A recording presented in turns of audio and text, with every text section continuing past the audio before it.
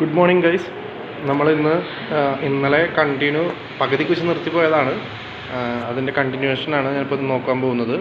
അപ്പോൾ ഇന്നലെ പറഞ്ഞു നിർത്തിയതിൻ്റെ കുറച്ച് മുൻപുള്ള ഭാഗമാണ് BSW ത്രെഡ്. അതായത് നമുക്ക് ത്രെഡുകളുണ്ടല്ലേ, നമുക്ക് പലതരത്തിലുള്ള ത്രെഡുകളുണ്ട്. ത്രെഡുകളിൽ ഏതൊക്കെ സ്റ്റാൻഡേർഡ് അല്ലെങ്കിൽ ഏതൊക്കെയാണ് അതിൻ്റെ ഡിഫറെൻറ്റ് ടൈപ്പുകൾ എന്ന് പറയുന്നത്. ഓക്കെ, ഫസ്റ്റ് വൺ BSW ത്രെഡാണ്. BSW British standard Whitworth ത്രെഡാണ്. അടുത്തത് BSF ആണ്, ബ്രിട്ടീഷ് സ്റ്റാൻഡേർഡ് ഫൈൻ ത്രെഡ്. നമുക്ക് കാണാം ബ്രിട്ടീഷ് സ്റ്റാൻഡേർഡ് ഫൈൻ ത്രെഡ്. അടുത്ത ബ്രിട്ടീഷ് സ്റ്റാൻഡേർഡ് പൈപ്പ് ത്രെഡ്. അടുത്ത ബ്രിട്ടീഷ് അസോസിയേഷൻ ത്രെഡ്.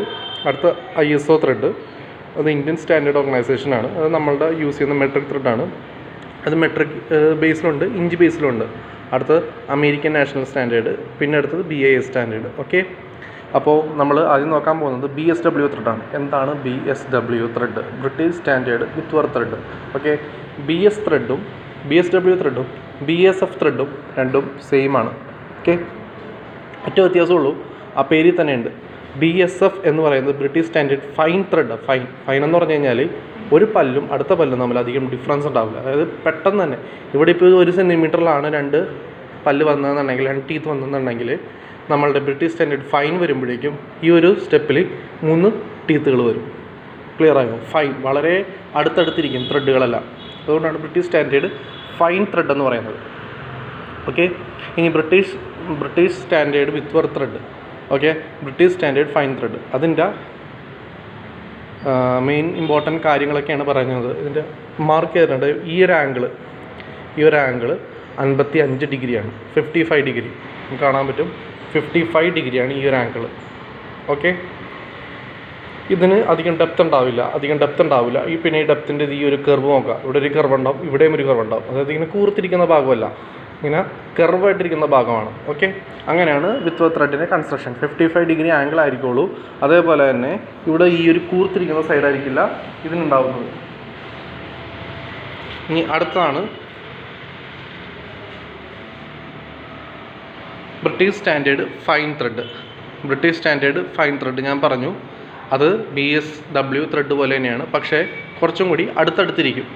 അതായത് ടീത്തുകൾ തമ്മിൽ ഒരു പല്ലും അടുത്ത പല്ലും തമ്മിൽ അധികം ഡിസ്റ്റൻസ് ഉണ്ടാവില്ല. പെട്ടെന്ന് വളരെ റിഫൈൻഡ് ആയിട്ടുള്ള, വളരെ ഫൈൻ ആയിട്ടുള്ള ത്രെഡുകളായിരിക്കുള്ളൂ BSFൽ വരുന്നത്. ഓക്കെ, അടുത്താണ് ബ്രിട്ടീഷ് സ്റ്റാൻഡേർഡ് പൈപ്പ് ത്രെഡ്. പേരിൽ തന്നെ ഉണ്ട്, പൈപ്പിലാണ് നമ്മൾ കൺസിഡർ ചെയ്യുന്നത്. അതായത് പൈപ്പ് ഫിറ്റിംഗ് ചെയ്യാൻ വേണ്ടിയാണ് നമ്മളത് യൂസ് ചെയ്യുന്നത്. ഓക്കെ, അതിൻ്റെ ആംഗിൾ എന്ന് പറയുന്നത് വളരെ വലിയൊരു ആംഗിളായിരിക്കുള്ളൂ. നമ്മൾ നേരത്തെ പറഞ്ഞ 55 ഡിഗ്രിയാണ് ഈ ഒരു ആംഗിൾ വരുന്നത് അല്ലേ. ഇത് BA ത്രെഡാണ്. BSW എന്ന് പറഞ്ഞാൽ 55 ഡിഗ്രിയാണ്.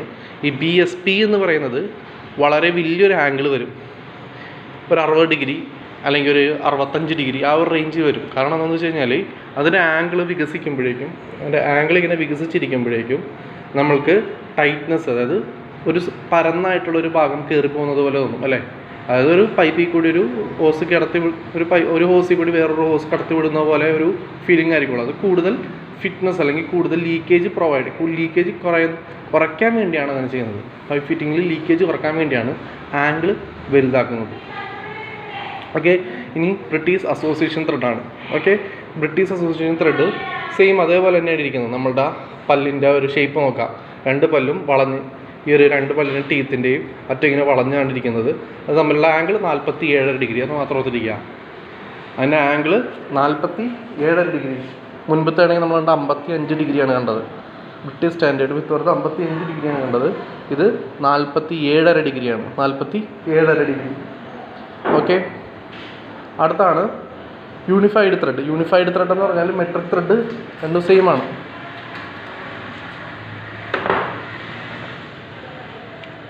ഓക്കെ, യൂണിഫൈഡ് ത്രെഡാണ് അടുത്തത്. യൂണിഫൈഡ് ത്രെഡ് എന്ന് പറയുന്നത് മെട്രിക് ത്രെഡ് എന്ന് പറയുന്നത് സെയിം ആണ്. അത് ഇഞ്ചിലും അതേപോലെ തന്നെ ഇതിലും മെഷർ ചെയ്യും. മെട്രിക് മീൻസിലും മെഷർ ചെയ്യാം. ഓക്കെ, നിങ്ങൾക്ക് ക്ലിയർ ആയില്ലെങ്കിൽ നിങ്ങൾ PDF ഒന്ന് നോക്കാം. ഓക്കെ, നിങ്ങൾ PDF ഒന്ന് നോക്കാം. അടുത്താണ് അമേരിക്കൻ നാഷണൽ ത്രെഡ്. അതിൻ്റെ ഈ രണ്ട് എൻഡ് ഇവിടെ നോക്കാം. ഇവിടെ ഈ എൻഡ് നേരെ കട്ട് ചെയ്തിരിക്കും. നമ്മളെ തൊട്ട് മുമ്പിലത്തെ കേസ് എന്ന് പറയുന്നത് ഫയൽ ചെയ്ത് വെച്ചിരിക്കുന്ന ഒരു പീസ് പോലെയാണ്. കണ്ടോ, ഇവിടെ ഇങ്ങനെ വളഞ്ഞാണ് ഇരിക്കുന്നത്. പക്ഷേ ഇന്ത്യൻ സ്റ്റാൻഡേർഡ് എന്ന് പറയുമ്പോഴേക്കും ഇങ്ങനെ ഒരു വെട്ട് പോലെ ഇരിക്കും. ക്ലിയർ ആയോ? ഇതിൻ്റെ അടിഭാഗം എന്ന് പറയുന്നത് വെട്ടായിരിക്കില്ല, ഇതിങ്ങനെ കർവായിട്ട് തന്നെ ഇരിക്കും. അതായത് താഴെ കർവും മേളിൽ വരുമ്പോഴേക്കും ഇങ്ങനെ പരന്ന്.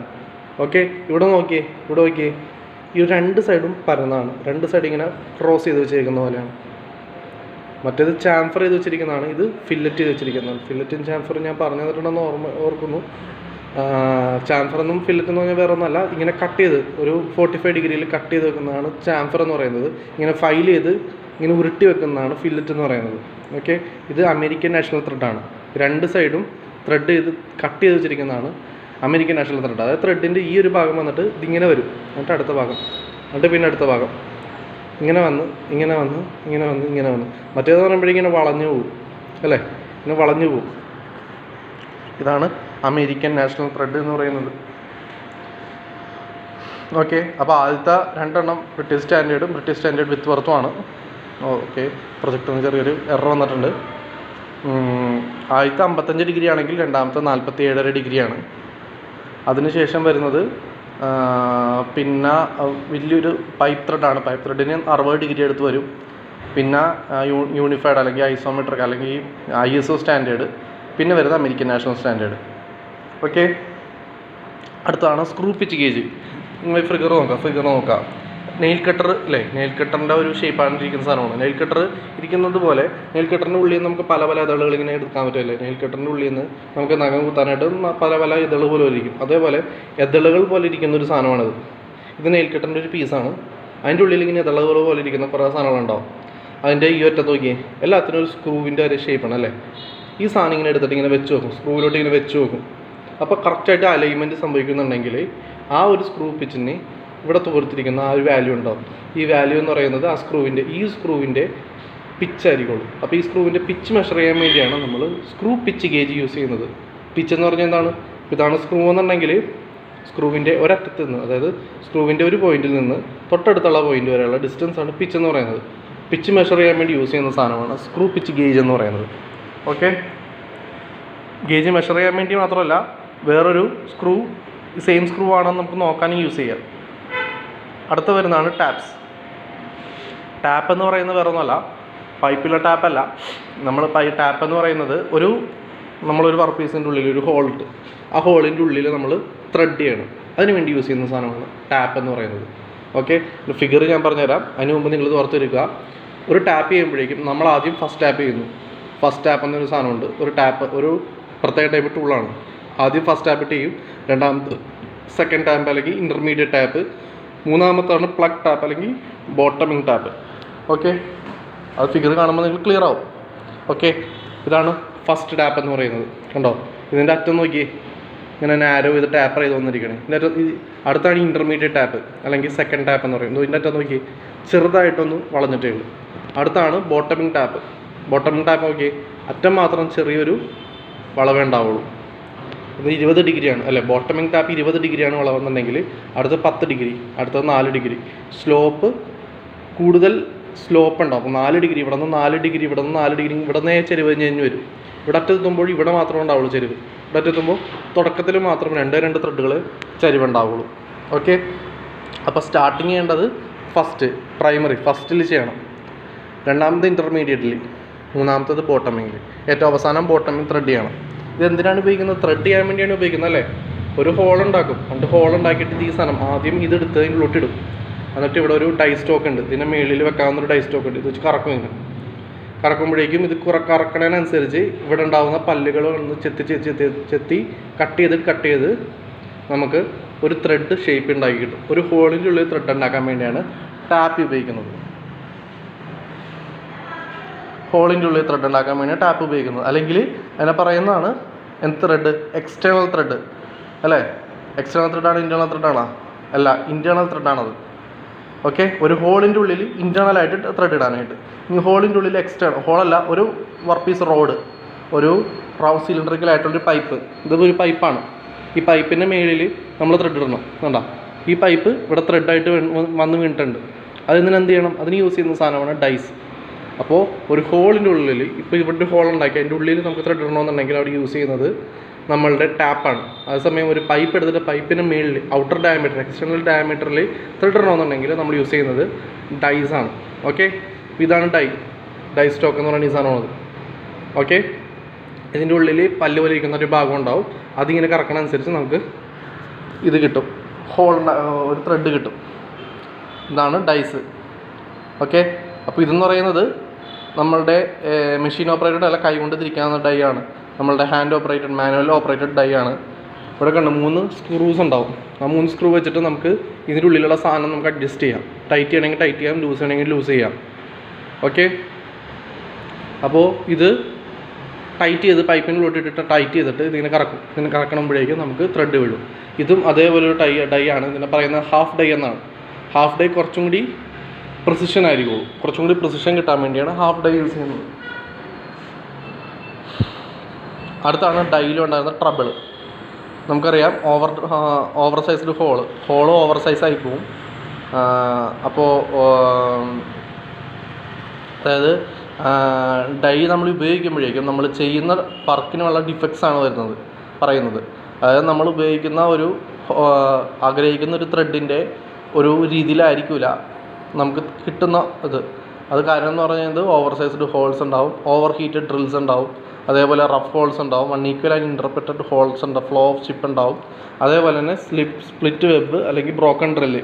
ഓക്കെ, ഇതിനകത്ത് നിങ്ങൾക്ക് മനസ്സിലാവാത്തൊരു പോയിന്റ് എന്ന് പറയുന്നത് ഫ്ലോ ഓഫ് ചിപ്പ് എന്താണെന്നാണ്. അതായത് നമ്മൾ കട്ട് ചെയ്യുമ്പോഴേക്കും നമ്മൾ ഡ്രില്ല് ചെയ്യുന്ന പീസുകൾ അല്ലെങ്കിൽ ഡ്രില്ല് ചെയ്യുന്ന ആ ഒരു പെൻസിൽ ചെത്തുമ്പോഴേക്കും പെൻസിലിൻ്റെ ആ കഷ്ണം തെറിച്ചു പോലെ, അതേപോലെ മെറ്റലിനും ആ ഒരു കഷ്ണം തെറിച്ചു പോകും. അതിനെ പറയുന്നതാണ് ചിപ്പ് എന്ന് പറയുന്നത്. ക്ലിയർ ആയോ?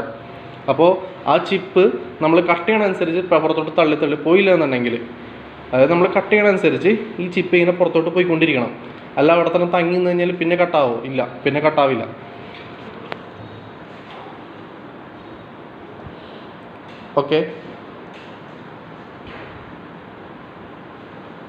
ഓക്കെ, നമ്മൾ നേരത്തെ പറഞ്ഞത് നേരത്തെ പറഞ്ഞാൽ നമ്മൾ ടാപ്പ് ഇടണതിൻ്റെ അല്ല, ഡ്രില്ല്, അതായത് ഹോള് ഡ്രില്ല് ചെയ്യുമ്പോഴേക്കും ഉണ്ടാവുന്ന ഒരു ഇതാണ് ഡിഫക്ട്സ് ആണ് പറഞ്ഞത്.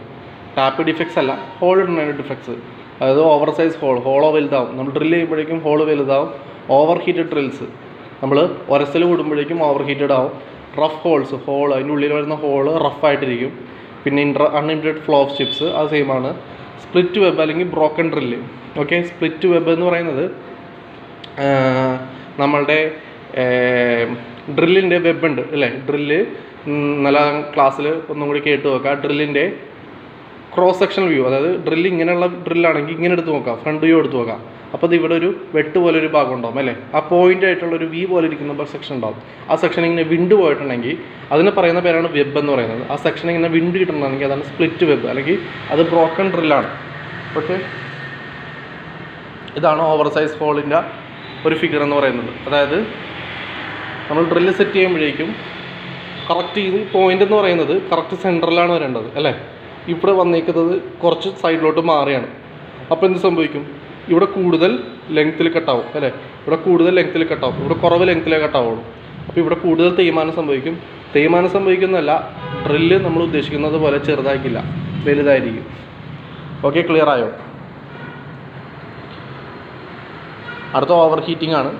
പിന്നെ അടുത്തത് റഫ് ഹോൾസ്. റഫ് ഹോൾസ് എന്ന് പറഞ്ഞാൽ ഹോൾ ഇടുമ്പോഴേക്കും ഫീഡ് കൂടിയുമ്പോഴേക്കും നമുക്ക് ആ സ്മൂത്ത്നെസ് കിട്ടില്ല. ഓക്കെ, ഇത് നമ്മളുടെ ഡ്രില്ലിൻ്റെ ഇത് ചെക്ക് ചെയ്യുന്നത്, സെൻറ്റർ ചെക്ക് ചെയ്യുന്ന ഗേജാണ്. Okay, drill centre ഗേജാണിത്.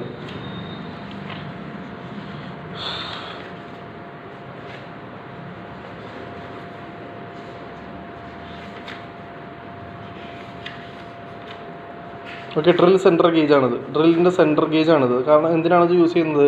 ഈ ഡ്രില്ലിൻ്റെ സെൻറ്റർ നമ്മൾ ഷാർപ്പൻ ചെയ്യും അല്ലേ? ഡ്രില്ലിൻ്റെ അറ്റം പോയി കഴിഞ്ഞാൽ നമ്മളത് ഷാർപ്പ് ചെയ്യും. ആ ഷാർപ്പൻ ചെയ്യുമ്പോഴേക്കും കറക്റ്റ് സെൻറ്ററിലാണ് ആ ഡ്രില്ല് വന്നിരിക്കുന്നതെന്ന് ചെക്ക് ചെയ്യാൻ വേണ്ടി ഉപയോഗിക്കുന്ന ഒരു സാധനമാണ് drill centre gauge. Okay, drill angle gauge, drill centre gauge അല്ല, drill angle gauge. Centre gauge വേറെയാണ്, ഡ്രില്ല് ആംഗിൾ ഗേജാണിത്. ഡ്രില്ലിൻ്റെ ആംഗിൾ ചെക്ക് ചെയ്യാൻ വേണ്ടിയുള്ള ഗേജാണ് ഡ്രിൽ ആംഗിൾ ഗേജ്.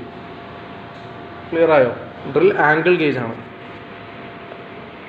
കറക്റ്റ് സെൻറ്ററിലാണ് ഇത്. ഈ ഡ്രില്ലിൻ്റെ ഒത്ത ഡയമീറ്ററിൻ്റെ നടുക്ക് കൂടിയുള്ള ഒരു സെൻറ്ററിൽ കൂടിയാണ് ഈ പോയിൻ്റ് വരേണ്ടത്. ഈ പോയിൻ്റ് വന്നില്ലെന്നുണ്ടെങ്കിൽ ഈ പറയുന്ന പോലെ ഡിഫക്ട്സ് സംഭവിക്കും.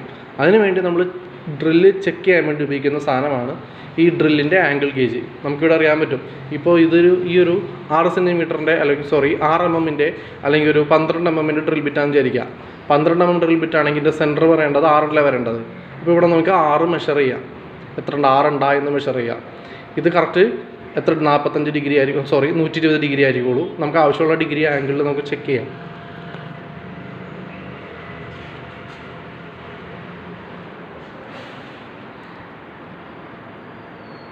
ഓക്കെ, ഇത് വളരെ ഇമ്പോർട്ടൻ്റ് ആയിട്ടുള്ളൊരു സാധനമാണ്. അതായത് നമ്മളുടെ ഗ്രൈൻഡിങ് വീൽ ഉണ്ടല്ലേ, ഗ്രൈൻഡ് ചെയ്യുന്ന വീലുണ്ട്. അപ്പോൾ ഗ്രൈൻഡിങ് വീലിൽ വരുന്ന ഗ്രേഡ് എന്താണെന്നാണ്. ഓക്കെ, അപ്പോൾ ഗ്രൈൻഡിങ് വീലിൽ നമ്മൾ ഒരു ഡിനോട്ട് ചെയ്യുന്ന ഒരു വീഡിയുണ്ട്. ഇത്രയും ഭാഗം അടച്ചു വെക്കുക, ഇത്രയും ഭാഗം 1 2 3 4 5 എന്നുള്ള അടച്ചു വെക്കുക. ഇവിടെ കണ്ടോ 51A 36L 5V 23 എന്നാണ് നമ്മളുടെ ഒരു ഗ്രൈൻഡിങ് വീലിലെ ഗ്രേഡ് പറയുന്നത്. ഓക്കെ, 51 എന്ന് പറയുന്നത് നേച്ചർ ഓഫ് വീലാണ്.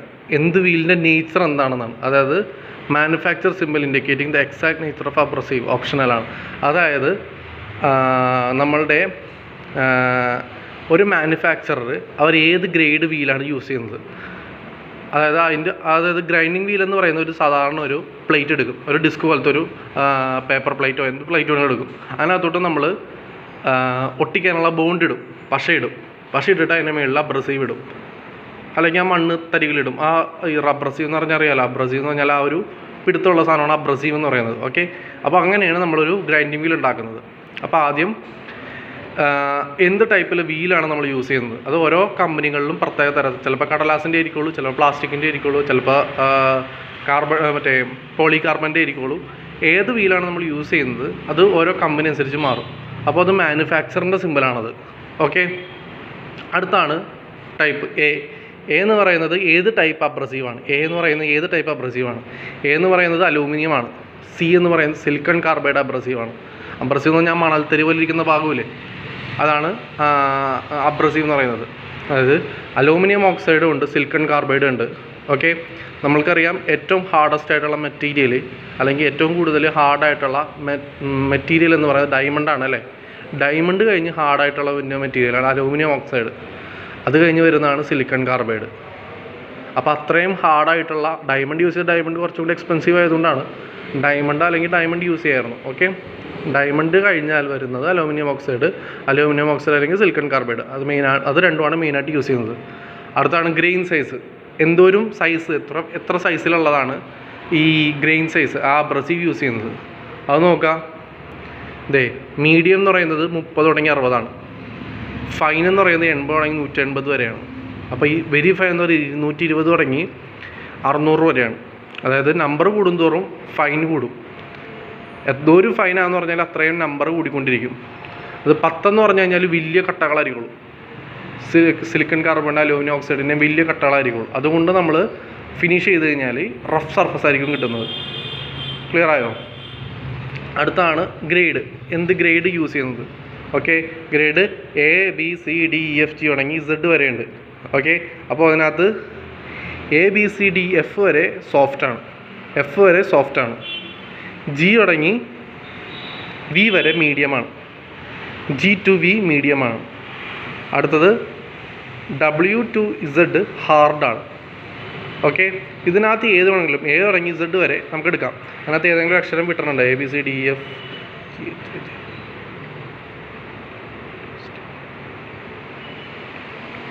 ഓക്കെ, എല്ലാം ഉണ്ട്. 26 അക്ഷരമുണ്ട്. 26 അക്ഷരത്തിൽ ഒരു അക്ഷരം പോലും വിട്ടിട്ടില്ല.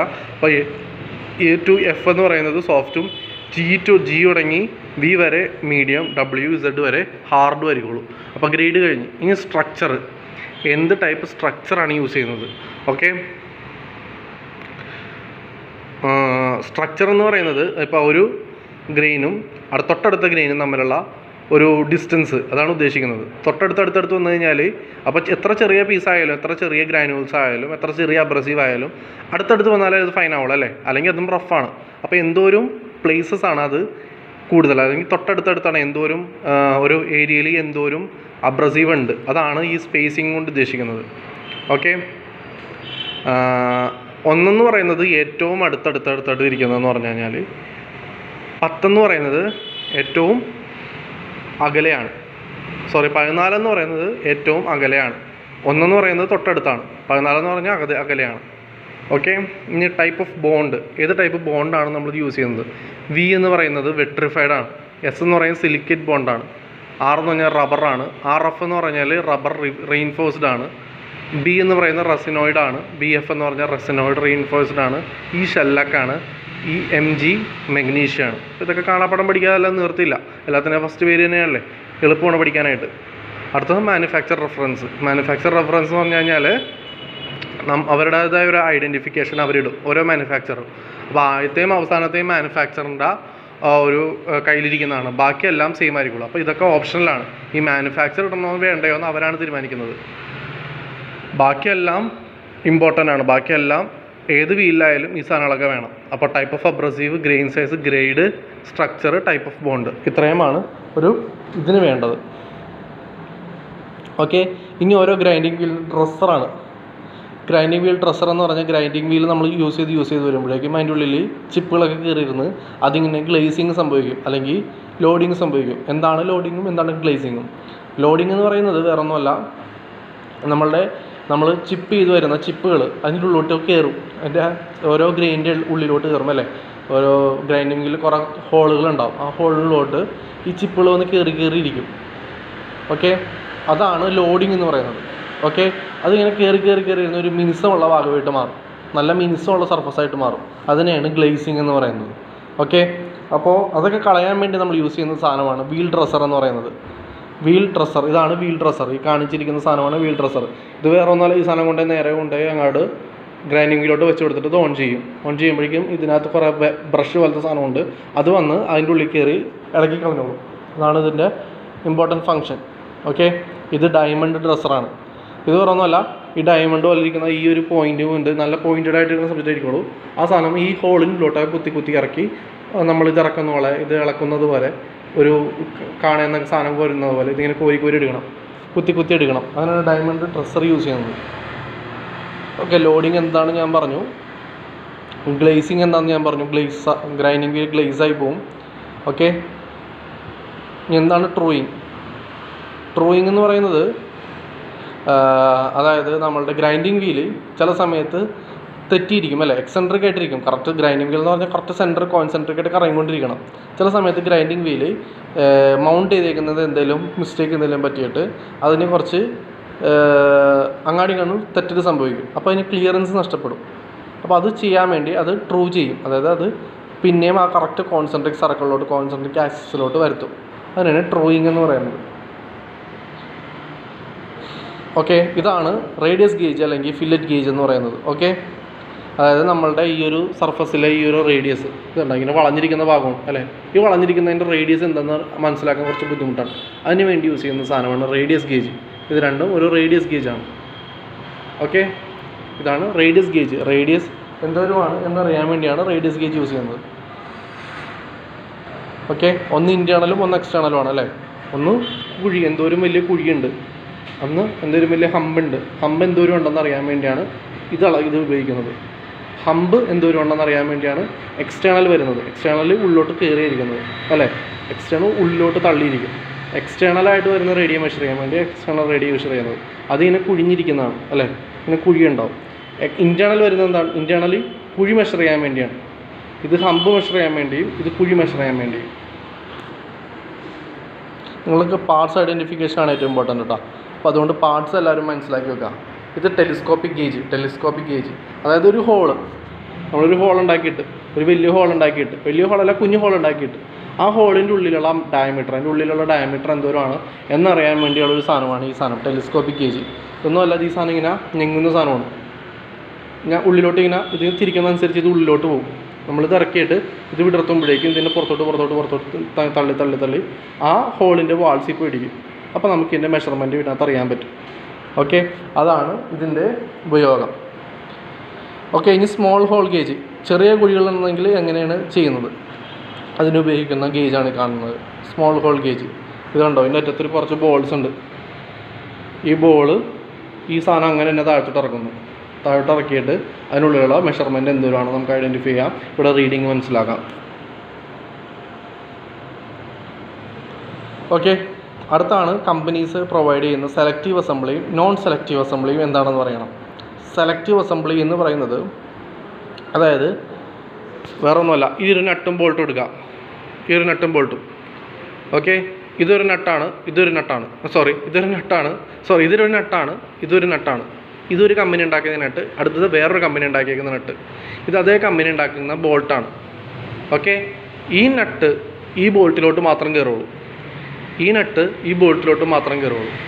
അതാണ് സെലക്റ്റീവ് അസംബ്ലി എന്ന് പറയുന്നത്. അതായത് ഉണ്ടാക്കിയേക്കുന്ന കമ്പനി അതിൻ്റെ ഉണ്ടാക്കിയേക്കുന്ന അതേ സാധനത്തിന് മാത്രമേ കയറുള്ളൂ എന്നുണ്ടെങ്കിൽ അത് സെലക്റ്റീവ് അസംബ്ലി.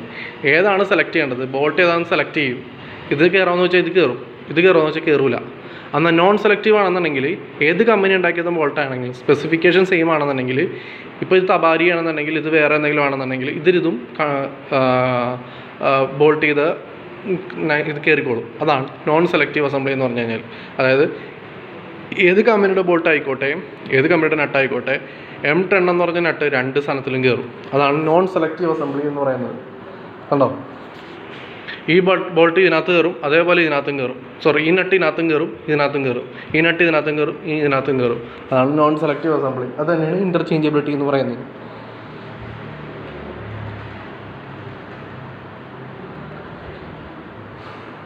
ഓക്കെ, ക്ലിയർ ആയെന്ന് വിശ്വസിക്കുന്നു. അപ്പോൾ ഇൻ്റർചേഞ്ചബിലിറ്റി സെലക്റ്റീവ് അസംബ്ലിയും നോൺ സെലക്റ്റീവ് അസംബ്ലിയും സെയിം ആണ്. സെലക്റ്റീവ് അസംബ്ലി എന്ന് പറഞ്ഞാൽ ഏത് സാധനം കയറണമെന്ന് അത് തീരുമാനിക്കും. ഓക്കെ, ഇത് സ്മോൾ ഹോൾ ഗേജ്, അടുത്ത് വരുന്ന ടെലിസ്കോപ്പിക്ക് ഇത് റേഡിയസ് ഗേജ്, ഇതെന്താ ഡയമണ്ട് ഡ്രസ്സർ ഗ്രൈൻഡിങ് വീലിൻ്റെ ഉള്ളിലുള്ള ക്ലോഗ് ചെയ്തിരിക്കുന്ന മെറ്റീരിയൽസ് റിമൂവ് ചെയ്യാൻ വേണ്ടിയാണ് ഡയമണ്ട് ഡ്രസ്സർ യൂസ് ചെയ്യുന്നത്. ഇത് സാധാരണ വീൽ ഡ്രസ്സർ, മറ്റേത് ഡയമണ്ട് ഡ്രസ്സർ ആണെങ്കിൽ ഇത് വീൽ ഡ്രസ്സർ. ഇത് സ്പെസിഫിക്കേഷനാണ്. ഇത് എന്താണ്, ഇത് ഡ്രില്ലിൻ്റെ ആംഗിൾ ഗേജാണ്. ഓക്കെ, ഇത് ഡൈസാണ്, നമ്മളുടെ എക്സ്റ്റേണലായിട്ട് ത്രെഡ് ഇടാൻ വേണ്ടി ഉപയോഗിക്കുന്ന ഡൈസാണ്. ഇത് എക്സ്റ്റേണലായിട്ട് ത്രെഡ് ഇടുന്നൊരു ഫിഗറാണ്. ഇത് ഇൻറ്റേർണൽ ത്രെഡ് ഇടാൻ വേണ്ടി ഉപയോഗിക്കുന്ന ടാപ്പ്, മറ്റേത് എക്സ്റ്റേണലായിട്ട് ത്രെഡ് ഉപയോഗിക്കുന്ന ഡൈയും ഇത് ഇൻറ്റേർണലായിട്ട് വരുന്ന ടാപ്പും. ഓക്കെ, നമുക്ക് പലതരത്തിലുള്ള ത്രെഡിൻ്റെ ക്ലാസിഫിക്കേഷനും. അപ്പോൾ ഇന്നത്തെ ക്ലാസ് എല്ലാവർക്കും ക്ലിയർ ആയെന്ന് വിശ്വസിക്കുന്നു. Thank you.